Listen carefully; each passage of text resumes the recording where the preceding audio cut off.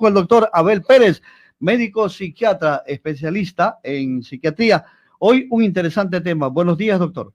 Buenos días, Fabricio. Bueno, aquí muy contento, como siempre, de estar con ustedes aquí en Radio Unión y hoy con un tema muy interesante que en muchas ocasiones los tenemos en las casas, los tenemos en las unidades educativas, también entre los niños y también adultos, ¿sí? Pero que en muchas ocasiones pasa inadvertido, pero es más frecuente de lo que muchas veces nos imaginamos, ¿no? Estamos hablando de los trastornos obsesivos compulsivos. El trastorno obsesivo compulsivo es un trastorno en psiquiatría que está descrito como uno de los trastornos graves en psiquiatría. Forma parte de los trastornos mentales graves. Es un trastorno que en la actualidad se estima que del 1 al 3% de la población mundial lo padece. La diferencia es que por la complejidad de este trastorno, en muchas ocasiones los pacientes tienen temor, tienen vergüenza de decir lo que les está sucediendo. Es un trastorno que la literatura describe que en niños menores, incluso a partir de los 6 años, ya los comienzan a padecer, y existen diferentes teorías que sustentan la aparición del trastorno. Anteriormente, hace ya unos años atrás, se pensaba que este trastorno era causa de conflictos intrapsíquicos no resueltos, pero en la medida que han ido pasando los años, se ha comprobado que existe una base neurobiológica importante que la sustenta. Aquí estamos hablando de alteraciones en estructuras cerebrales específicas como los ganglios basales, como la región orbitofrontal, el ángulo cingulado, y además de eso de algunos neurotransmisores como la serotonina, que se ha comprobado que los niveles bajos de serotonina son los responsables de muchos de estos síntomas y la aparición involuntaria de los síntomas. ¿Por qué se caracteriza este trastorno, Fabricio? Se caracteriza por 4 síntomas fundamentales. Una son las obsesiones, las ideas obsesivas. 2, las compulsiones, la duda obsesiva y los rituales obsesivos. Las ideas obsesivas son ideas que están descritas como parásitas, son ideas involuntarias al paciente que invaden la mente del paciente de manera recurrente, ideas que el paciente reconoce que son falsas, pero no puede evitar dejar de pensar en ellas. Entonces, estas ideas recurren, interrumpen la mente del paciente y estorban las actividades diarias, tanto las actividades escolares, familiares, y angustian al paciente. Al aparecer esta idea constantemente, el paciente no poderla resolver, esto le genera una ansiedad que lo lleva a pensar en hacer algo para detener esta idea. Y aquí es donde aparecen las compulsiones. Las compulsiones son los impulsos incontrolados que tiene que hacer el paciente para tratar de evitar que esta idea aparezca. Y por eso podemos ver que primero las ideas obsesivas pueden tener diferentes variantes, o sea, pueden ser ideas obsesivas relacionadas, por ejemplo, con números, con temor a contaminarse, con temor, por ejemplo, a contaminarse por la suciedad, ideas obsesivas con relación a la organización, al lavado de manos, también ideas obsesivas con relación a la música, a situaciones sexuales. Pueden ser ideas obsesivas de diferentes tipos y las compulsiones también pueden ser diferentes. Por ejemplo, hay personas que cuando aparece la idea obsesiva de que la puerta no ha quedado bien cerrada, necesita ir 2, 3 veces a verificar si está bien cerrada, incluso aún sabiendo que ya la cerró. Sin embargo, ¿qué sucede? Cuando la idea aparece que la puerta, verificar si la puerta quedó bien cerrada, aparece la duda en el paciente, que es la duda obsesiva, la duda si quedó bien cerrado o no. Y ahí es donde aparece la necesidad de realizar la compulsión. Y el otro síntoma importante es el ritual obsesivo, que son determinados rituales que necesita hacer el paciente para poder realizar las actividades diarias. Por ejemplo, hay pacientes en la práctica, en la consulta, uno ve que los pacientes generalmente con un trastorno obsesivo compulsivo van a bañarse y se pueden pasar hasta 2 horas en el baño, 1 hora y media en el baño. Entonces esto trae mucha dificultad con la familia porque nadie está preparado para que una persona se pase 2 horas en el baño. Si va a comer, en ocasiones pueda pasarse 1 hora para comer, y en muchas ocasiones empiezan a criticar al paciente, a llamarle la atención. A veces el paciente recibe bochornos y esto sucede más cuando es en niños. ¿Por qué? Porque se supone que los padres que los niños se subordinen en muchas ocasiones a las necesidades de los adultos, pero cuando el niño no comprende qué es lo que le está sucediendo y en muchas ocasiones incluso el padre lo ve, que no está haciendo nada, que se queda pensativo, el padre lo que piensa es que está perdiendo el tiempo y que no está prestando atención a las necesidades de ellos. Y aquí es donde comienza a agravarse este trastorno. Están descritos, por ejemplo, de los trastornos obsesivos compulsivos diferentes variantes. Está el tipo lavandero, que son las personas que tienen que lavarse las manos constantemente. Incluso a veces hemos visto pacientes que después que se lavan las manos y se secan con las toallas, piensan que al secarse con las toallas se le ensuciaron y después tienen que volverse a lavar las manos y se vuelve un círculo vicioso donde el paciente no descansa. Está también, por ejemplo, el verificador, el tipo verificador, que es el que tiene que estar verificando constantemente si lo que hizo quedó bien, quedó correcto o no.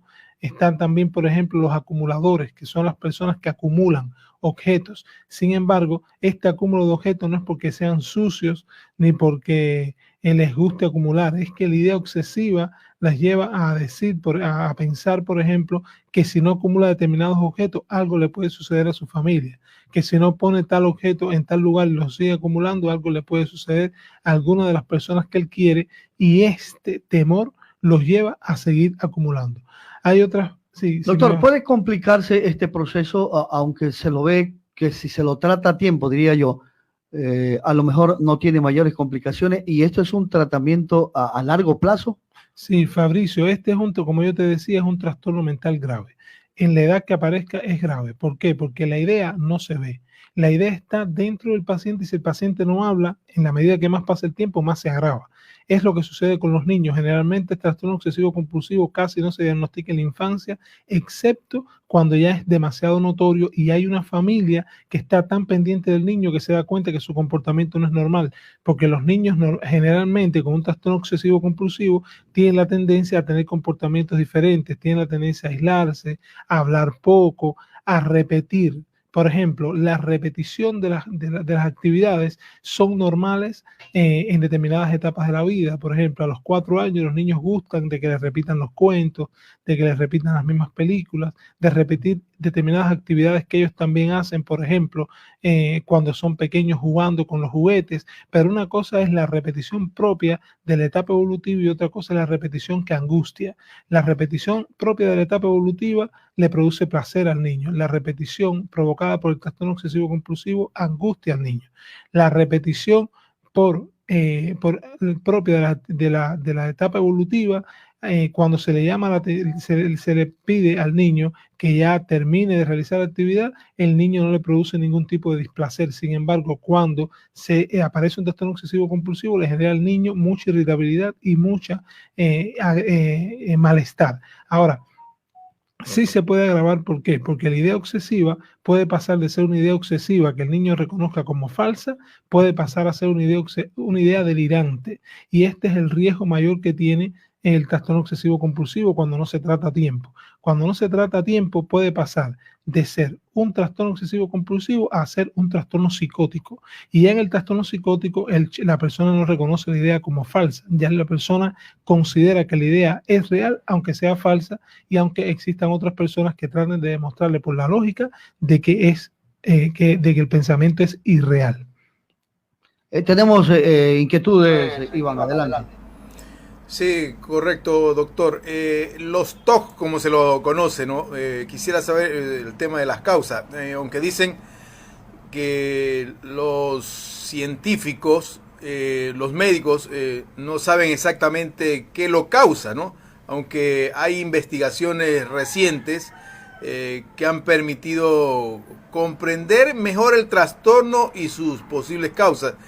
Se cree que tiene relación con los niveles de un neurotransmisor denominado serotonina, algo así.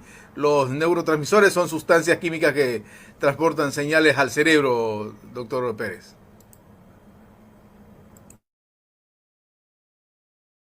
Revelan ya avances diferentes con relación a las causas, a la etiología. Las etiologías del trastorno obsesivo compulsivo tiene diferentes causas que lo sustentan, y dentro de ellos están los niveles bajos de serotonina. La serotonina asimismo es un neurotransmisor que trabaja como mediador químico, y cuando este se desestabiliza o se pone en déficit, se asume la posibilidad de que es uno de los responsables del advenimiento de estas ideas obsesivas constantemente, y se comprueba terapéuticamente que cuando utilizas un inhibidor selectivo de la recaptación de serotonina, como son los antidepresivos, como la fluoxetina, la sertralina, el escitalopram, fundamentalmente da mucho resultado la sertralina. Cuando empiezan a aumentar los niveles de serotonina, uno se percata que en poco tiempo el paciente comienza a mejorar, sobre todo cuando la dosis terapéutica es la adecuada. También, por ejemplo, se le atribuye neurobiológicamente, se ha comprobado que en estudios de neuroimagen existen algunas alteraciones a nivel de los ganglios basales, de la región orbitofrontal, del ángulo cingulado. También se han comprobado, por ejemplo, aumento del volumen en el ganglio basal caudado y una disminución del volumen en el estriado. Pero cuando vamos también a los estilos educativos, nos damos cuenta que existe una alta relación de los estilos educativos con estos desórdenes. Actualmente la bibliografía plantea cada vez más una carga, le da un valor importante a la genética, ¿no? Y también a la parte neurobiológica, de cómo cuando existen en la familia pacientes que ya tienen antecedentes familiares de TOC, existen muchas probabilidades que otros también los padezcan, pero siempre me gusta aclarar que aunque exista en la predisposición genética, se tienen que crear las condiciones para que estos genes se expresen y para que pueda crearse un TOC. ¿Por qué? Porque se ha comprobado que en las familias generalmente con trastornos obsesivos compulsivos se relacionan con estilos educativos rígidos, muy inflexibles. Generalmente te das cuenta que hay adultos que también han tenido el trastorno obsesivo y desde pequeños les exigen a los niños que sean muy rígidos con relación a la organización, con relación a la puntualidad, con las calificaciones. Entonces, cuando se exige constantemente esto, que a veces los padres lo hacen porque quieren lo mejor para el niño, pero no se dan cuenta que los niños también, de acuerdo a la etapa evolutiva, necesitan recrearse, necesitan tener tiempo para poder realizar las actividades propias de la edad, y llega un momento que el chico desarrolla el TOC. No he visto todavía un niño con un trastorno obsesivo compulsivo que no existan algún familiar con un pensamiento inflexible con respecto a la crianza. Siempre coincide con que existen estilos educativos de rigidez, incluso de autoritarismo importante. Ahora lo que usted acaba de señalar, o sea, no es hereditario, digamos, que se pueda asumir este TOC o este trastorno para los niños, inclusive para dentro del proceso de adolescencia. Ahora también el tema de las tecnologías, el uso del celular, el uso de todos estos aparatos que se están viendo, también puede afectar, puede ser parte dentro del proceso de los TOC o los trastornos obsesivos que usted acaba de señalar. Iván, existe una alta relación, por ejemplo, de las radiaciones que emiten, sobre todo de luz LED, tanto de los teléfonos como en las tecnologías, sobre todo cuando las exposiciones son diarias, altas horas, durante muchas horas en el día. Se ha comprobado que esta exposición produce cambios neurobiológicos dentro del sistema nervioso, y podemos ver primero que los chicos desarrollan altos niveles de ansiedad. Y asociado a estos niveles de ansiedad aparecen importantes ideas obsesivas. Por eso el chico, después que está expuesto un buen tiempo a todo esto de la tecnología, después siente una necesidad imperiosa de jugar. Y a veces los padres no se percatan de esto, y mucho más ahorita que estamos en casa. Ahorita que estamos en casa, donde los padres tienen que estar realizando tantas labores, en muchas ocasiones no nos percatamos del tiempo que los chicos pasan expuestos a esto. Lo que sucede cuando no existe antecedentes en la familia de rigidez y los chicos están expuestos a la tecnología es que si a tiempo se logra trabajar, este desorden obsesivo es reversible con más facilidad que cuando están expuestos a ambientes rígidos, a estilos educativos que son inflexibles y donde todo el tiempo se refuerza comportamientos obsesivos, ¿no? ¿Qué deben de hacer los padres de familia frente a esta problemática que se presenta con su hijo? Siempre que se presenta un desorden obsesivo y que los padres se percatan de que el comportamiento no es normal, deben buscar ayuda especializada. ¿Por qué? Porque el desorden obsesivo compulsivo requiere obligatoriamente, cuando se diagnostica, un tratamiento farmacológico.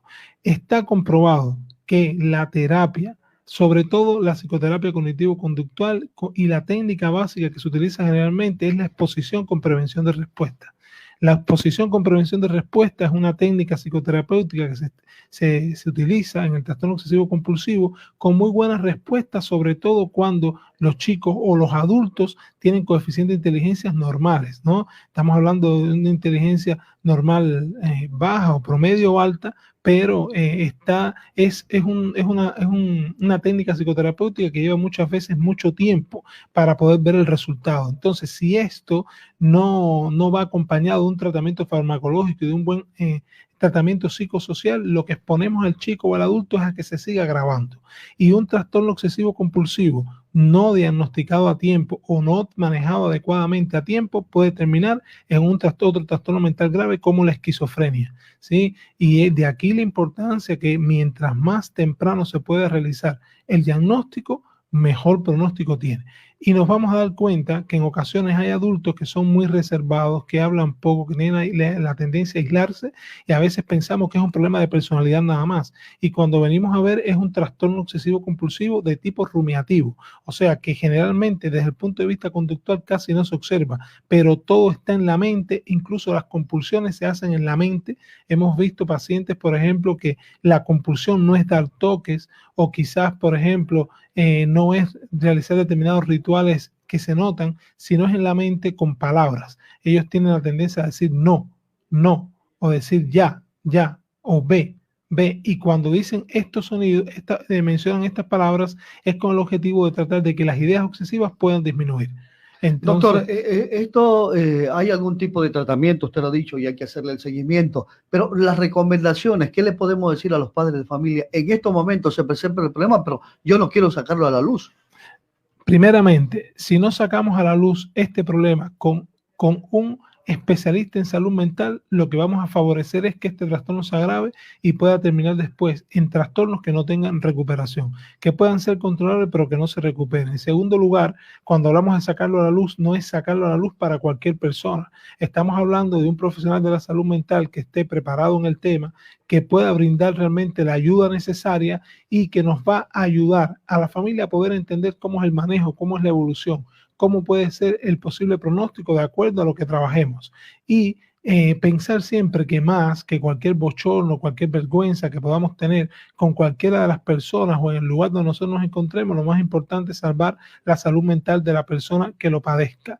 Recordar siempre que el tratamiento farmacológico aquí es fundamental. O sea, no debemos exponernos solamente a psicoterapias o a un abordaje psicosocial. ¿Por qué? Porque es un trastorno neurobiológico y que la medicación está encaminada a ayudar al paciente. No es como a veces hay personas que dicen, no, es que a mí me dijeron que la medicación me iba a volver loca, o sea, o loco. Entonces, son términos y son estigmatizaciones que traen como consecuencia que un paciente se pueda agravar, y existe tratamiento farmacológico tanto para niños como para adultos, como mismo se utilizan dosis pediátricas en otras patologías, también en psiquiatría. La medicación ayuda para es fundamental, es fundamental. ¿Dónde lo encontramos, doctor? Estamos ubicados en el Centro de Atención Integral en Salud Mental para la Familia, Chalón. Nos encontramos en el sector Las Palmas, en la calle Nelson Ortiz 101, entre Barbisotti y Avenida del Pacífico. Allí nos pueden ubicar en los números 09 94 20 87 57 o al número 09 85 54 07 64. Ahí estaremos gustosos de atenderles y brindarles un tratamiento integral. Muchas gracias, doctor. Hoy es el martes el que se aprende, el que usted sale realmente enriqueciendo algunas ideas y yo quiero comprometerlo. Un tema para el próximo día martes, a ver si lo trabajamos. El uso, el jóvenes y los adultos estamos de manera permanente en el teléfono. Correcto. ¿Qué problemas nos trae? ¿Podemos tratar ese tema en el siguiente? Sí, okay. Seguro. Sí, okay. Sí, comprometido entonces. Gracias, doctor.